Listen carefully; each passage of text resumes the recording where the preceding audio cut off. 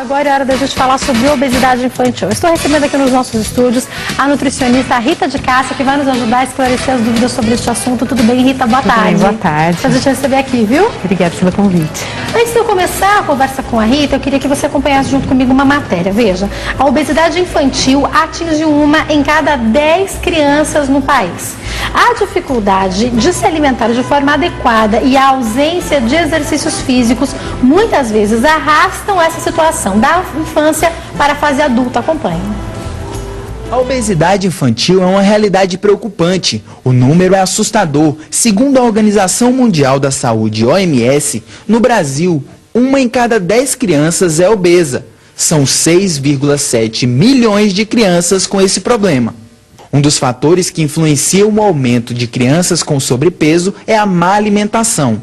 Na hora do recreio, é difícil achar quem prefira um lanche mais saudável. O gosto deles é outro. Eu como várias coisas, pastel, assado, frito. Eu como salgado, tomo suco. Salgado e suco. E você acha que salgado e suco é mais saudável do que fruta? Não. Mas mesmo assim você come. As escolas têm algumas táticas para diminuir a má alimentação na hora do recreio, mas reconhecem que isso é muito difícil. A cantina já não trabalha mais com refrigerante. A gente trabalha mais com o salgado sem fritura, né, a maioria deles. A gente trabalha com salada de fruta e o professor da área de ciências também tem projetos acerca da alimentação saudável. Uma boa alternativa para diminuir a possibilidade de doenças causadas pela obesidade é o exercício físico, seja ele na escola ou na academia. A educadora física Kelly dá aula de ginástica mirim para essa turminha que tem muito gás. A ginástica estimula a força, o equilíbrio, flexibilidade, coordenação motora e resistência. O objetivo é despertar nas crianças o interesse pelas atividades físicas. Elaborei uma cartilhazinha com os vegetais e os legumes, onde elas vão marcar o que elas comeram durante a semana. Então chama-se Quem Come Mais Cores. Aí elas vão trazer para mim logo em seguida e nós vamos contar o que elas comeram durante a semana e quais foram as cores, né, dos alimentos, tipo beterraba, cenoura, alface, então tudo conta. E assim elas são premiadas de alguma forma. Então, além da gente se exercitar, nós orientamos a alimentação saudável também. Pois é, doutora Rita, eu queria que a senhora falasse para nós. 1 em cada 10 crianças é muita coisa, né? É muita coisa. Hoje em dia nós vemos muitas crianças com obesidade. Não é só pelo fato da criança comer muito. Hoje a gente pega alguns inquéritos alimentares de crianças que elas não comem muito, que elas comem um valor calórico demais para a idade, para a faixa etária. Então tem alguns alimentos que elas comem e que tem um valor calórico muito grande, tem uma quantidade muito grande de gordura saturada e gordura trans que favorece o desenvolvimento da obesidade e até mesmo de colesterol. Hoje a gente vê em consultório crianças que têm um colesterol muito mais alto que alguns adultos já. Crianças já? Crianças por volta de 7 a 8 anos, colesterol muito alto. Então, quando a senhora está falando pra gente que se comem esses alimentos com muita caloria, não quer dizer então que necessariamente a criança coma muito o tempo inteiro. Não é necessariamente isso. Não necessariamente isso. A quantidade que se come é importante, mas vou te dar um exemplo. Tem muitas crianças que comem muitos biscoitos doces, wafers recheados, até mesmo chocolate. Então, a porção, muitas vezes, recomendada, de 3 a 4 porções, vai depender da faixa etária da criança. Essa criança, muitas vezes, acaba comendo o biscoito inteiro, o pacote inteiro. Então, o valor calórico daquele biscoito acaba sendo muito grande em relação ao gasto calórico dessa criança. Então, não é só por causa de um dia, são vários dias, são vários... Não é um dia que a criança comeu. Não é um dia. Não é isso. É um período muito grande onde a criança não tem o gasto calórico, não tem muitas vezes uma atividade física, onde ela acaba ganhando peso. Agora, uma curiosidade, quando a gente pensa nos bebês, existem crianças, conforme a alimentação vai sendo introduzida, além do leite materno, existem bebês que já começam a se alimentar bem, desde pequenininhos, dos 8 meses, quando já começa a introduzir alguma alimentação, e daí, às vezes, eles comem tão bem que vão ficando bem gordinhos, e a família fica super feliz com isso e continua dando bastante alimentação, ainda por cima introduzindo doces, alimentos calóricos. Isso é perigoso? É perigoso, sim. É diferente quando a criança ela tá gordinha, porque eles têm aquele pico que eles engordam, depois eles dão estirão que eles crescem. Então você tem que acompanhar tanto o desenvolvimento da altura quanto do peso da criança e fazer uma avaliação se ele está crescendo e desenvolvendo ou só se ele está ganhando peso. O que é importante respeitar que a adição de doces tem que ser de acordo com a faixa etária da criança. Eu não posso para uma criança de 8, 9 meses começar a acrescentar na mamadeira dele um achocolatado ou até mesmo algumas substâncias adocicadas ou até mesmo engrossar essa mamadeira ou colocar o açúcar. Porque eu já estou favorecendo o gosto pelo açúcar para uma criança que nessa faixa etária não precisa da adição dessa substância ainda. Agora, como é que eu posso começar a introduzir essa alimentação de uma forma saudável? Você começa desde os 4 ou 5 meses. Então, assim, aquelas mães que continuam com o aleitamento materno exclusivo até 6 meses, você não começa. Mas aquelas crianças, por algum motivo, que as mães começam a fazer o desmame ou vão levar para uma escolinha, elas começam a alimentação por volta de 4 ou 5 meses. Então, você vai começar com uma papinha doce, com suquinho, tudo. Essa papinha doce é de frutas? De fruta, raspadinho. Não é nada com adição de doce, nem leite condensado, enfim. Você vai fazer toda a evolução da alimentação dessa criança, vai fazer todo o acompanhamento para que ela tenha um desenvolvimento físico, intelectual, de acordo com a faixa etária dela. E salgado, o que a gente começa a introduzir? O salgadinho seria a papa salgada. O que é papa salgada? Batatinha, cenourinha. Então você vai fazer uma sopinha passada na peneirinha, onde você vai colocar proteína, que a fonte é carne, você vai colocar os legumes variando, não só colocando só batata, mandioca, enfim, você vai fazendo uma mescla e você vai estar introduzindo na alimentação. Lógico que vai ser uma alimentação gradativa, devagar, e você vai evoluindo de acordo com a faixa etária e sempre acompanhando o desenvolvimento da criança. Não tem como a gente começar a alimentação de uma criança de 5 meses e querer que ela vai comer meio prato de comida. Ela não vai. Começa por colheres, a gente vai oferecendo alguns alimentos devagar, sempre levando em consideração que quando eu introduzo um alimento novo, eu não posso estar introduzindo vários alimentos, porque se der algum processo alérgico, eu não sei diagnosticar qual foi. É um de cada vez, né? Um de cada vez. Tem que ter paciência, muitas vezes na primeira vez a criança não vai querer. Então você vai introduzindo, vai insistindo para que ela oferecer novamente. Novamente. Então uma única vez não quer dizer que aquele alimento ela não goste. Você tem que introduzir várias vezes, vai oferecendo, sem forçar, é claro, uma coisa muito sutil para que ela aprenda e goste também daquele alimento. Quando que é importante a criança começar a comer o arroz com feijão, Rick? Então, eu falo arroz com feijão porque a gente sabe que, falando de Brasil, é o que a gente tem e é uma combinação que todos os nutricionistas falam que é boa, né? É bom. Então, o caldinho com arroz e feijão, a partir de uns 7, 8 meses, você pode estar dando, mas sempre começa primeiro com o caldinho. Depois, conforme a criança vai crescendo, vai ter a formação da dentição e você começa a aumentar a consistência até chegar no arroz e feijão mesmo. Pode começar com ele amassadinho. Primeiro passadinho na peneira, depois amassadinho e assim vai chegando até a consistência adequada para a criança. Agora, e na questão dos doces mesmo, dessas guloseimas que provavelmente podem ter relação com a obesidade?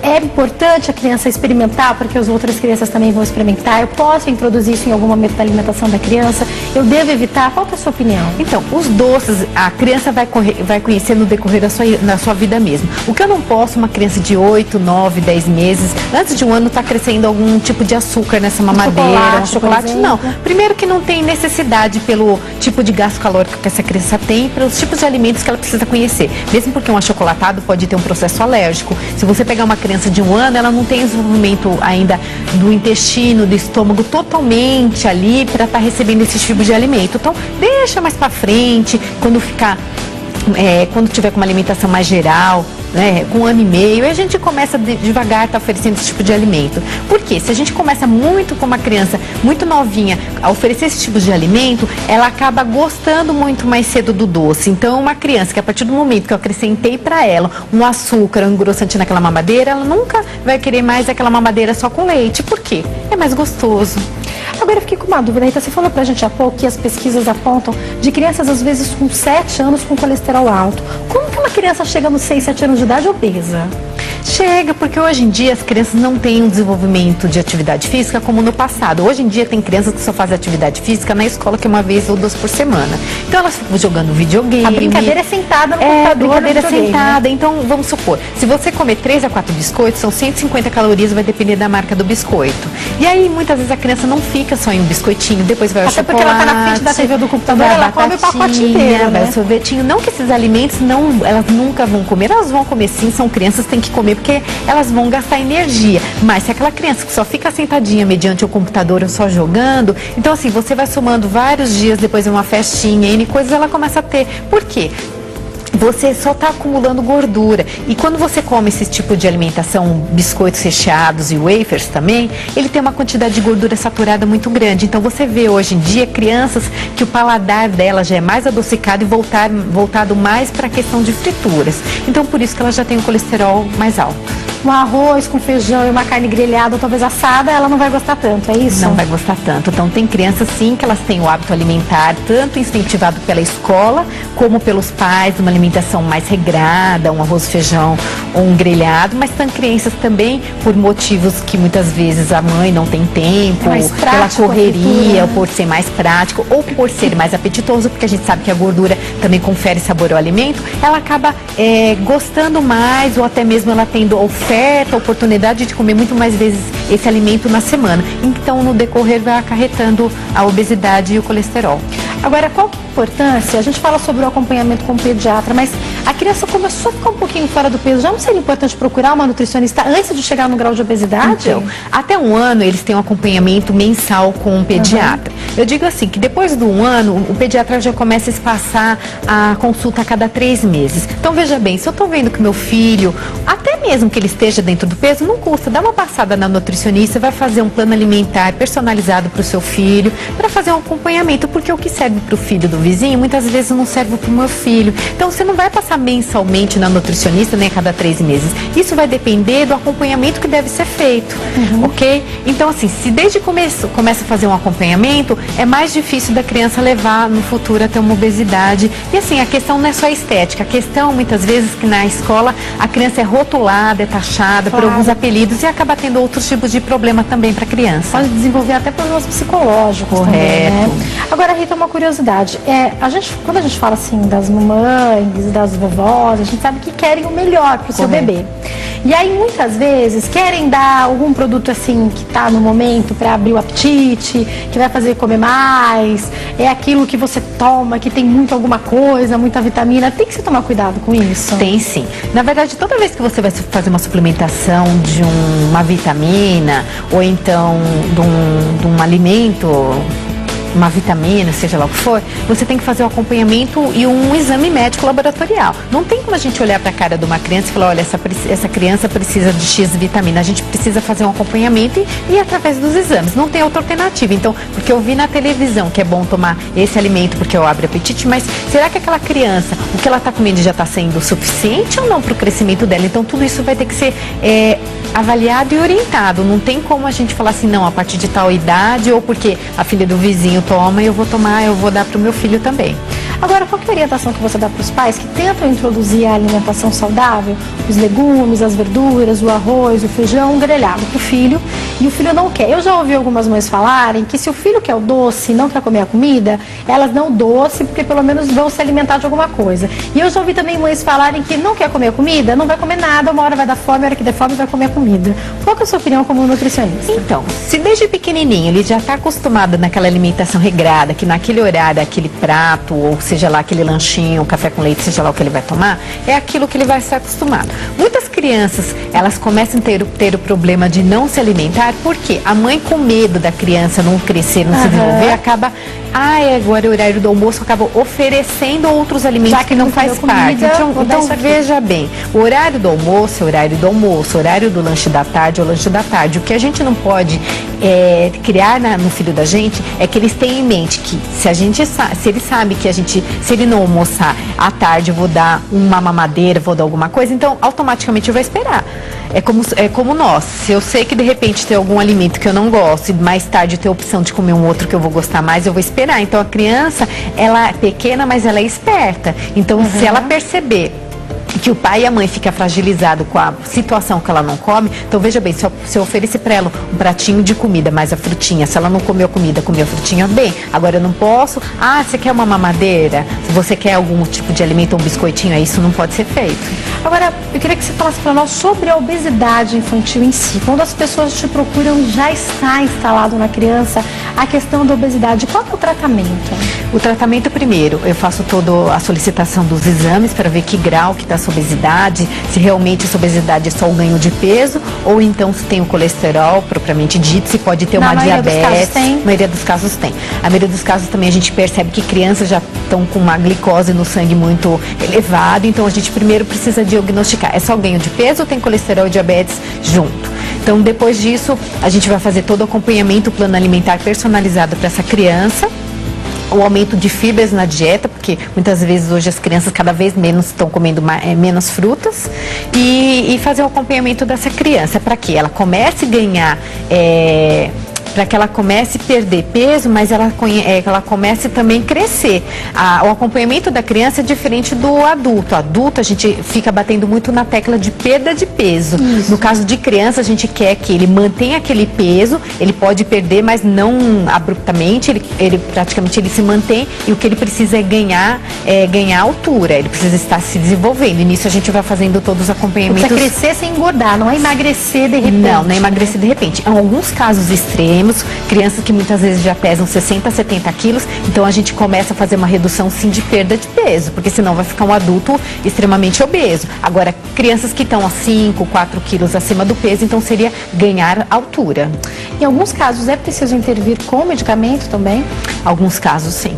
Ainda mesmo de crianças? Alguns casos sim. A gente evita sim para a criança não assimilar a questão de medicamento com a questão do alimento, né? Para ela não misturar na cabeça dela e ela não ficar com aquele problema, eu sou criança e já estou tomando medicação. Então aí tudo vai depender de quanto está esse exame, de como que está o estado da criança. Mas em alguns casos sim você acaba tendo que entrar com uma medicação.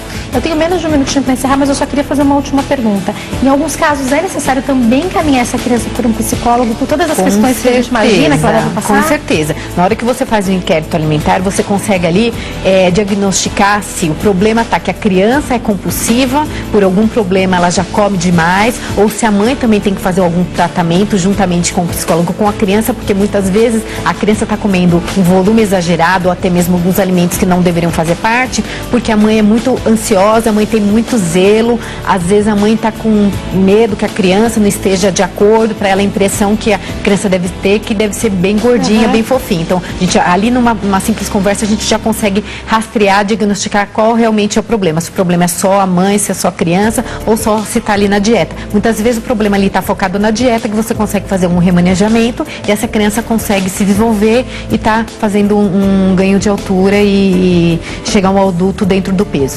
Rita, muito obrigada, viu? Prazer te receber aqui. Quem quiser entrar em contato, anote aí. Os telefones são todos 0 operadora 11 98525 1138, 2091 5041 e 2091 1499. Todos os telefones estão passando para você.